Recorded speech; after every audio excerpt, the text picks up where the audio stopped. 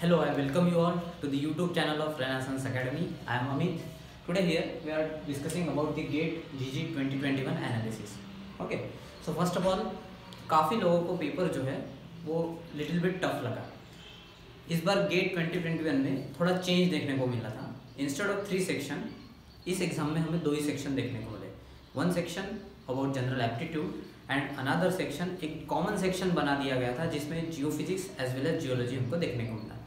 So in section B 50% from geology and 50% from geophysics.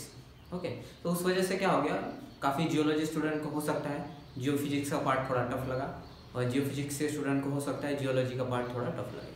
सो ये changes हमको देखने को मिले। साथ ही MSQ, जो कि जब एडवर्टाइजमेंट आया था तब बोला गया था कि गेट में इस साल MSQ शुरू हो रहे हैं, जो पहले नहीं हुआ करते थे। इंस्ट्रक्शन में भी गिवन था कि MSQ है करके, ठीक है, बट MSQ एक्चुअली एक भी नहीं था। ओके, तो काफ़ी लोगों को कन्फ्यूजन हो सकता था कि किसी ने गलती तो नहीं कर दी, MSQ को MCQ की तरह सॉल्व कर दिया इस वजह से। सो हम देखते हैं कि किस तरह के क्वेश्चंस गेट 2020 में आए थे। ओके, तो बात करते हैं पहले जनरल एप्टीट्यूड की GS सेक्शन में।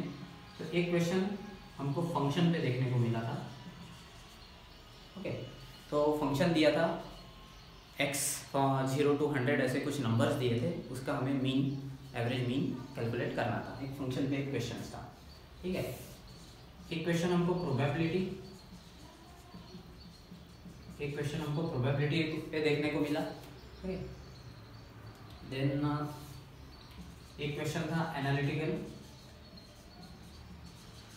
रीजनिंग पे।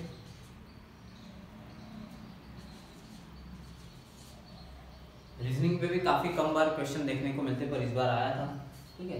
इस बार एक नया सीटिंग अरेंजमेंट पे भी एक क्वेश्चन देखने को मिला।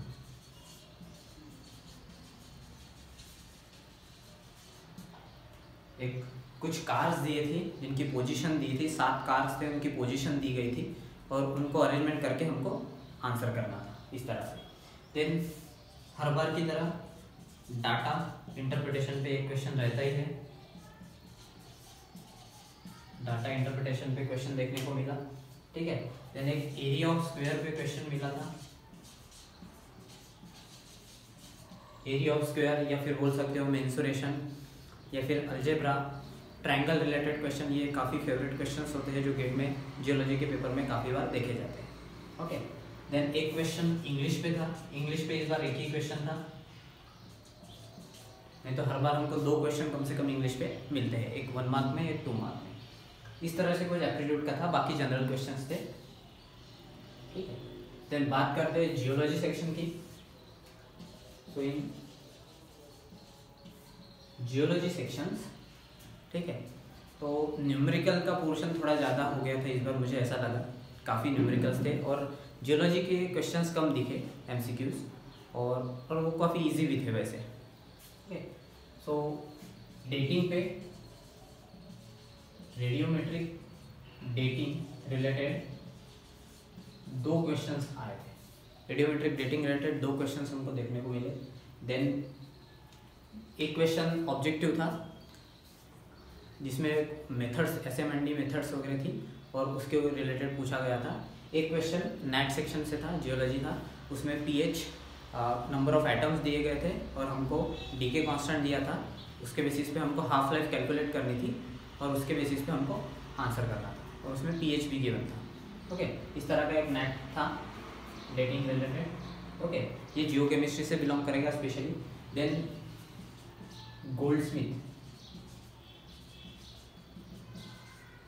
गोल्डस्मिथ क्लासिफिकेशन, जैसे लिथोफाइल, सिडरोफाइल, चाल्कोफाइल। ओके, इन पर एक मैच द पेयर का क्वेश्चन बनाया था। तो जियो केमिस्ट्री से हमको एक क्वेश्चन, डेटिंग भी जियो केमिस्ट्री का ही पार्ट है या फिर आप जनरल जियोलॉजी में भी बोल सकते हो। तो इस तरह से ये टोटल 3 क्वेश्चन हम लोग को देखने को मिले, ठीक है। देन एक क्वेश्चन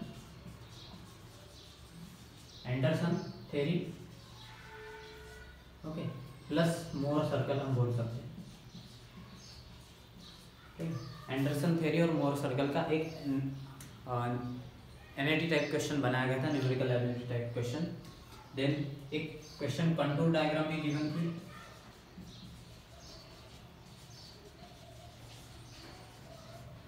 कंटूर डायग्राम बेस्ड एक क्वेश्चन थी, ठीक है। इसके बेसिस पे एक ऑब्जेक्टिव आया था, कंटूर डायग्राम के ऊपर से हमको पूछा गया था कि स्ट्रैटा जो है वो डीप स्टीपली डिपिंग है, इंक्लाइन है या किस तरह से, इस तरह का एक क्वेश्चन बनाया गया था। एक स्टीरियोग्राफिक प्रोजेक्शन पे भी था,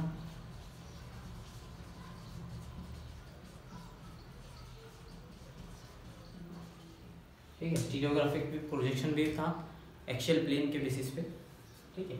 देन एक सैंडस्टोन और शेल, एक शेल बेड था जो कुछ 60 डिग्री से डीप कर रहा था और एक वर्टिकल बोरहोल दिया गया था, उसके ऊपर से सैंडस्टोन का ट्रू थिकनेस निकालने के लिए एक एनआईटी बनाया गया था, ट्रू थिकनेस के लिए, true thickness calculation, okay. Then mineralogy पे क्वेश्चन नहीं देखने को मिला इस बार, ऑप्टिकल पे भी क्वेश्चन नहीं था, हरमन मोगन प्रोजेक्शन पे एक काफ़ी इजी क्वेश्चन देखने को मिला था,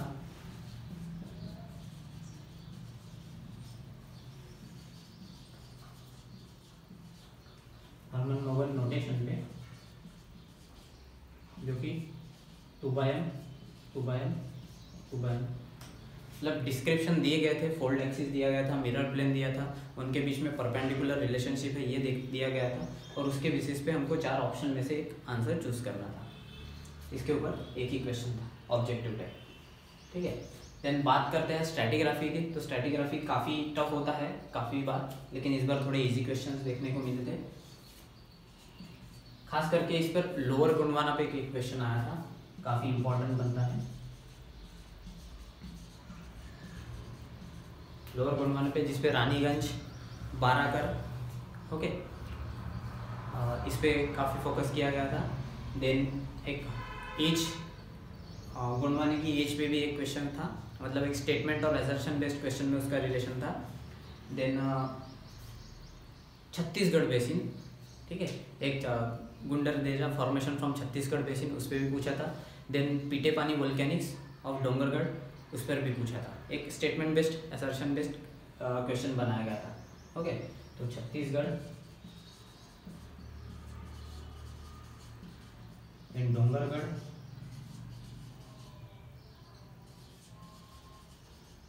ओके, तो ये इम्पोर्टेंट बन जाते हैं, okay. Why this analysis is important, okay, ये जो एनालिसिस है ये बाकी एग्जाम में भी काफ़ी हेल्पफुल हो सकता है, ठीक है। So that is the reason we need to study and analyse the paper, okay. तो ये बात होगी स्ट्रैटिग्राफी की। पैलेंटोलॉजी भी इस बार काफ़ी इजी देखने को मिला,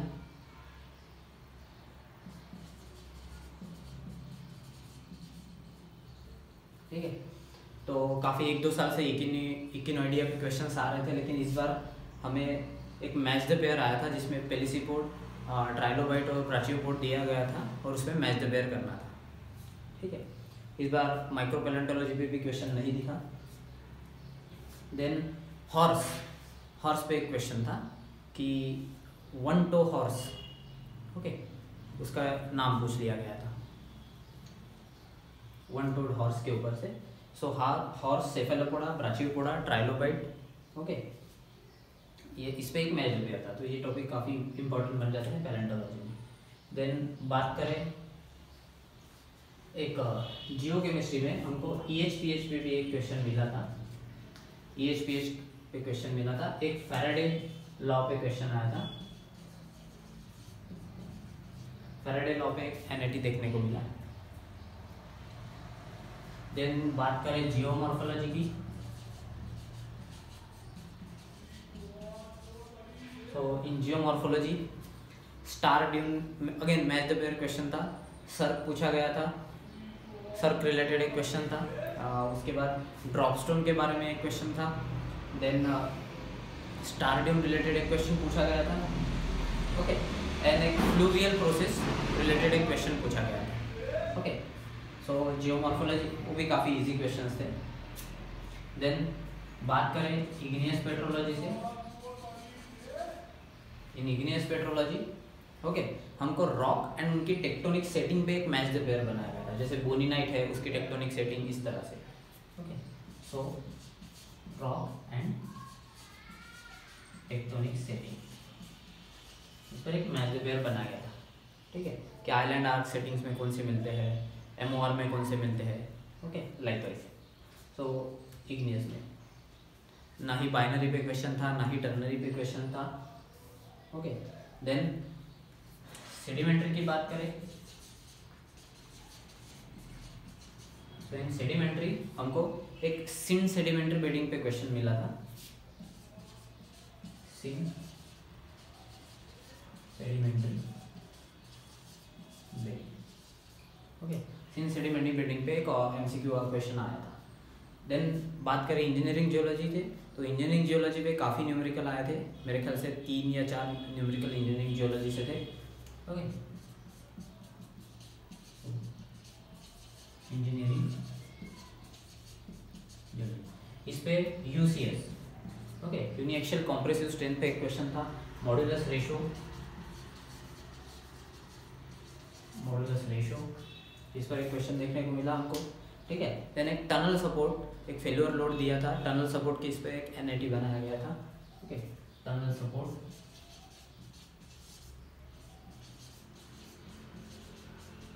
एक एनएटी बनाया गया।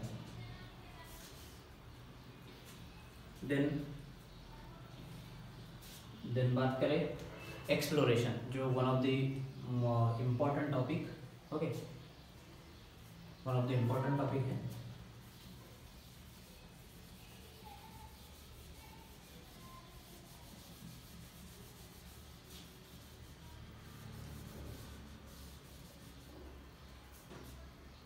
Then exploration,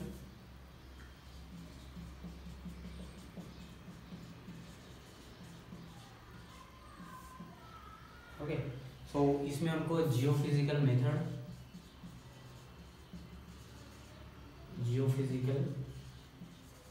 methods and ore deposit, okay, इस पर एक एमसीक्यू बनाया गया था।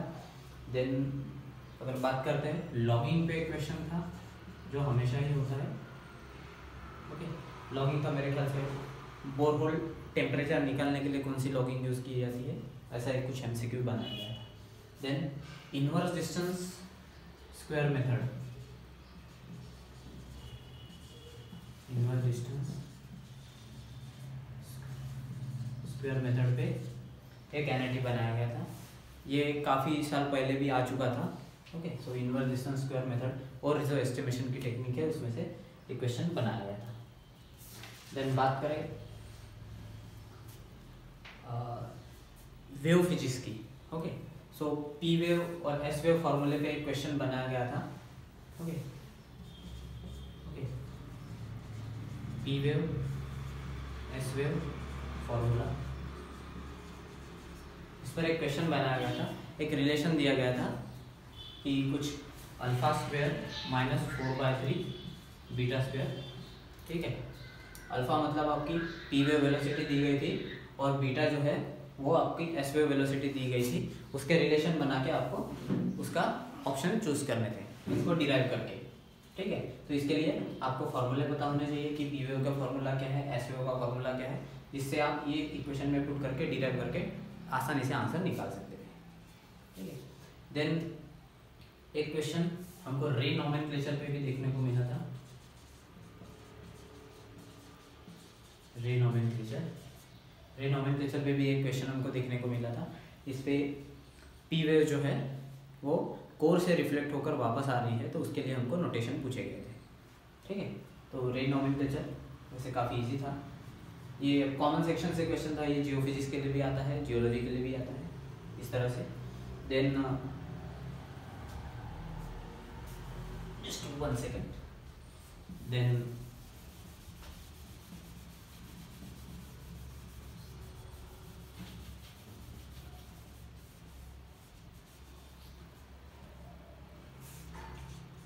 और जियोलॉजी की बात करें तो हमें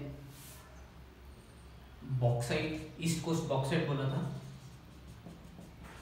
ओके, सो बॉक्साइट रेसिडुअल कॉन्सेंट्रेशन इस तरह से।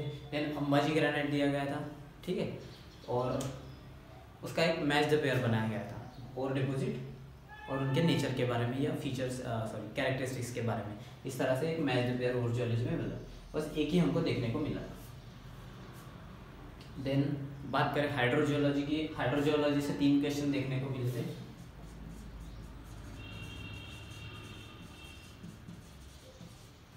यहाँ पे डार्सी लॉ पे हमको 2 क्वेश्चन देखने को मिलते हैं, ठीक है, मोस्टली न्यूमेरिकल ही थे, ओके। एनईटी टाइप क्वेश्चन बनाए गए थे डार्सी लॉ पे। देन एक क्वेश्चन हमको 2 क्वेश्चन हमको कंडक्टिविटी पे भी देखने को मिले, जो हमारा फॉर्मूला होता है टीकेटी, ओके। सो कंडक्टिविटी पे भी एक क्वेश्चन अपने को देखने को मिला था। तो एक ओवरऑल इस तरह से इन टॉपिक से most of these are the important topics, okay, जिसमें से हमको क्वेश्चंस देखने को मिले थे, okay. Why this analysis is important, okay. हमको इससे एक आइडिया आ जाती है कि जो पेपर सेट करने वाले लोग हैं वो अभी किस टॉपिक पर फोकस कर रहे हैं या क्या सोच रहे हैं, ठीक है। काफ़ी बार कॉमन पीपल होते हैं जो फेमस ऑल ओवर इंडिया जो प्रोफेसर होते हैं वो पेपर सेट करते हैं, तो काफ़ी बार कॉमन क्वेश्चंस बना देते हैं मल्टीपल एग्जाम्स में, ओके। तो this analysis is also important for jam people, okay. तो आप अभी भी 14 तारीख को जैम है, आप प्रिपरेशन कर रहे हो, तो ये टॉपिक्स आप एक बार रिवाइज कर लेना अपनी स्टडी में, आप उसे जोड़ देना, ओके, ताकि अगर कॉमन क्वेश्चन आ जाते हैं तो आप उसे easily you can tackle it, okay. So thank you for listening, please like, subscribe and share if you like it, thank you.